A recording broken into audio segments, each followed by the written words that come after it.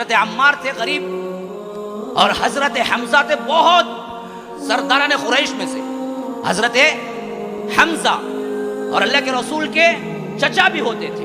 ایک مرتبہ بات میں کچھ بگڑ گئے اور حضرت عمار غصہ کر کے اٹھ کے چلے گئے، غصہ کر کے۔ حضرت حمزہ اور عمار جب دونوں ملاقات ہوئی اللہ کے رسول کے دربار میں، تو حمزہ نے شکایت کی، عمار ایک غریب، کیا حیثیت ہے اس کی جو میرے سامنے یوں بات کرتا ہے، یوں بات کرتا ہے۔ حضرت عمار کچھ نہیں بولے۔ اللہ کے رسول نے کہا حمزہ جانتے ہو رضی اللہ عنہ، عمار ناراض ہو جائے تو اللہ ناراض ہو جاتا ہے۔ اللہ اکبر، عمار ناراض ہو جائے تو اللہ ناراض ہو، جاؤ ان کو مناؤ۔ اس کے بعد روایتوں میں آتا ہے کہ حمزہ ان کے کپڑے پکڑ کے رونے لگے کہ اللہ کے لیے معاف کر دو، اللہ کے لیے معاف کر دو۔ حمزہ سید الشہداء، رسول کے چچا،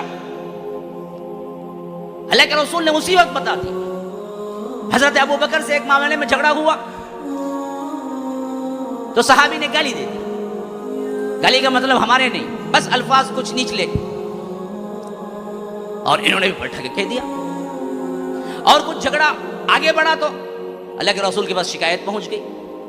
اللہ کے رسول جب بیٹھے ہوئے تھے تو ذرا غصے میں ابو بکر آ رہے تھے، یعنی ان کا چال ڈھال جو عموماً حلم والا ہوتا تھا، بڑا ہی بردبار ہوتا تھا، اس میں کچھ چال ڈھال کیا تھی، فرق تھی، جس سے اللہ کے رسول معلوم کر لیے کہ ابو بکر غصے میں ہے۔ تو وہیں سے پکارنے لگے، کون نے میرے ساتھی کو غضبناک کر دیا، کون نے میرے ساتھی کو غضبناک کر دیا۔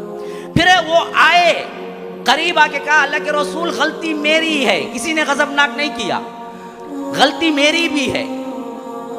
ہاں وہ ڈر گئے کہیں اللہ کے رسول شدت سے نوٹ نہ فرما لیں، تو ابو بکر سامنے آئے، کہا کہ اللہ کے رسول مت ڈانٹیے، اس میں غلطی میری بھی ہے، میں نے بھی ساتھ میں گالی دی تھی۔ کہا کہ پھر بھی کیا ہوا، میرے لیے ابو بکر کو کیوں نہیں چھوڑ دیتے؟ اللہ اکبر، عظمت دیکھیے، صحابہ کی عظمت اللہ کے رسول نے خود دلا دی۔ میرے لیے ابو بکر کو کیوں نہیں چھوڑ دیتے؟ انہوں نے جو کچھ مجھے کیا کوئی اور کا حصہ نہیں بن سکتا۔